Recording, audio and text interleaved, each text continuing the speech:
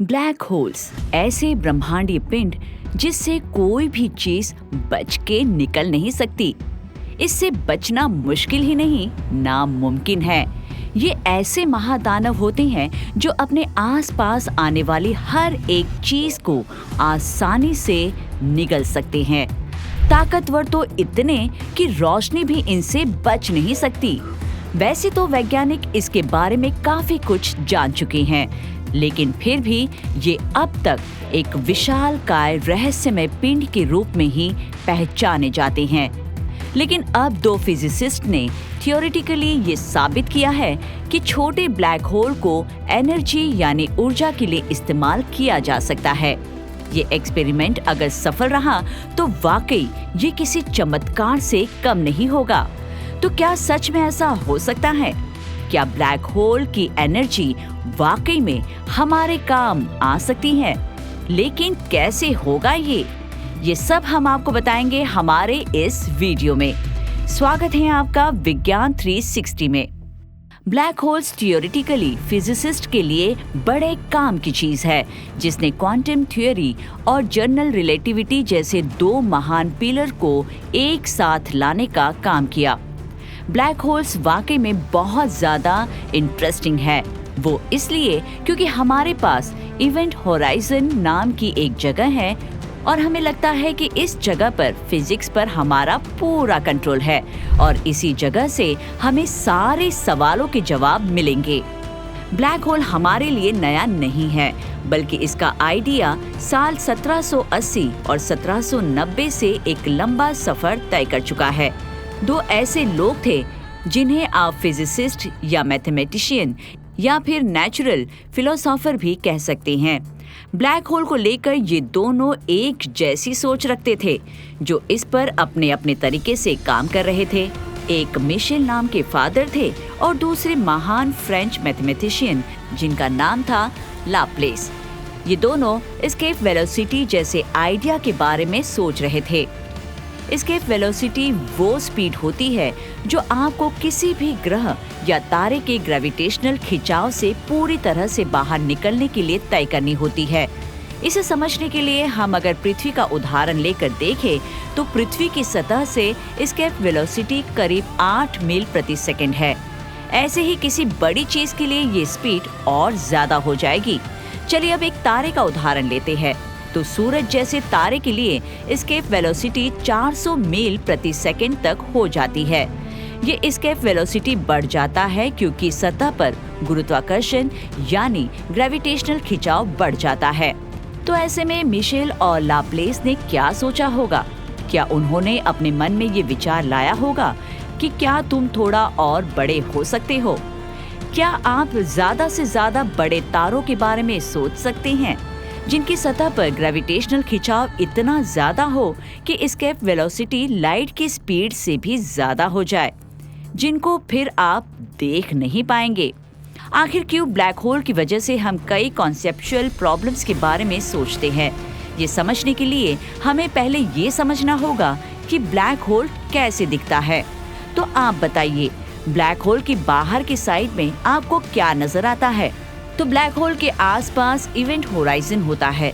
कई मामलों में इसे एक्सटर्नल यूनिवर्स और ब्लैक होल के इंटीरियर के बीच में एक बाउंड्री की तरह समझा जा सकता है।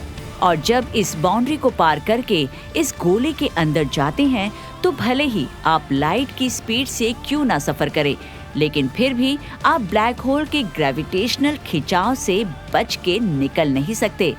लेकिन वही इवेंट होराइजन का एक और डिस्क्रिप्शन ऐसा है जिसमें ब्लैक होल के रिसर्च के इतिहास को देख लोग इसे लेकर और ज्यादा कंफ्यूज हुए। इसमें बताया गया कि जब इवेंट होराइजन को बाहर से देखा जाता है तो वो अंतरिक्ष की एक ऐसी जगह होती है जहां वक्त रुक जाता है। और ये आइंस्टाइन की थ्योरी ऑफ रिलेटिविटी की सीधी भविष्यवाणी है। दशकों से रिसर्चर्स ने उनसे कुछ एनर्जी हासिल करने के तरीकों पर काम किया। ये काम कहीं पर तो अपने आप हो जाते हैं और कहीं एनर्जी चालाक तरीके से चुराई जा सकती है। और अब रिसर्चर्स ने ब्लैक होल को पावर सोर्सेज के रूप में इस्तेमाल करने के नए तरीकों पर काम किया है। जिसमें ये सुझाव दिया गया कि छोटे ब्लैक होल का बैटरी या परमाणु रिएक्टर के रूप में इस्तेमाल किया जा सकता है। वैज्ञानिकों के मुताबिक छोटे ब्लैक होल केमिकल और न्यूक्लियर एनर्जी को पावर में बदलकर एनर्जी तैयार कर सकते हैं। जैसा कि हम जानते हैं, ब्लैक होल का बहुत ही ताकतवर ग्रेविटेशनल फोर्स होता है, जिससे उनका इस्तेमाल बैटरी की तरह किया जा सकता है।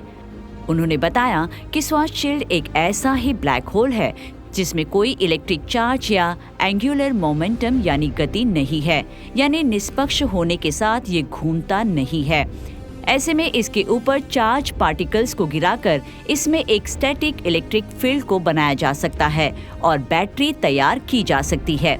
ऐसे में टीम ने एक कैविटी यानी छेद में ब्लैक होल के बारे में सोचा, जिसकी मदद से इलेक्ट्रिकल चार्ज इसमें डाला जा सके और फिर उसे स्लो स्पीड से नियंत्रित तरीके से धीरे धीरे बाहर निकाला जा सके।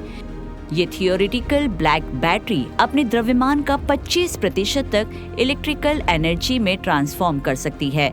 जैसे जैसे बैटरियां खत्म होंगी, सिस्टम कॉम्पैक्ट हो जाएगा।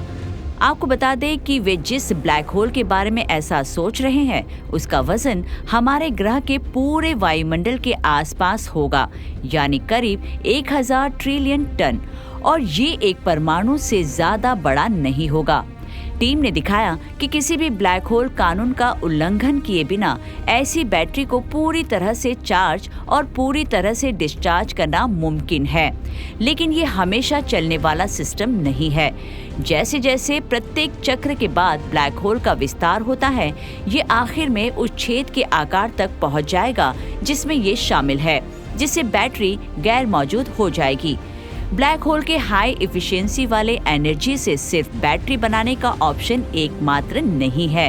टीम ने बाद में ये महसूस किया कि ब्लैक होल में अल्फा रेडिएशन डालकर इलेक्ट्रिसिटी भी तैयार की जा सकती है, लेकिन इन ब्लैक होल के साथ समस्या ये है कि हॉकिंग रेडिएशन द्वारा इसका वजन कम हो जाता है। इस रेडिएशन की वजह से कम भार के ब्लैक होल में तेजी से भार कम हो जाता है, और ब्लैक होल बहुत छोटे हो तो वो जल्द ही पूरी तरह से उड़ सकता है। टीम ने दिखाया कि यदि इस रेडिएशन को ब्लैक होल पर एम किया जाता तो अल्फा रेडिएशन के द्रव्यमान का 25% हिस्सा पॉजिट्रॉन इलेक्ट्रॉन के एंटीमैटर वर्जन से दूर लाई गई काइनेटिक एनर्जी यानी गतिज ऊर्जा में बदला जा सकता था। वैसे देखा जाए तो ऐसे ब्लैक होल का अस्तित्व अभी तक साबित नहीं हुआ है। एक और बात यह है कि हम ये नहीं जानते कि उन्हें कैसे नियंत्रित किया जाए, लेकिन अगर हम उन्हें ढूंढ लेते हैं और उन्हें कंट्रोल में कर सकते हैं तो तैयार हो जाइए हाई एफिशिएंसी इलेक्ट्रिसिटी के लिए।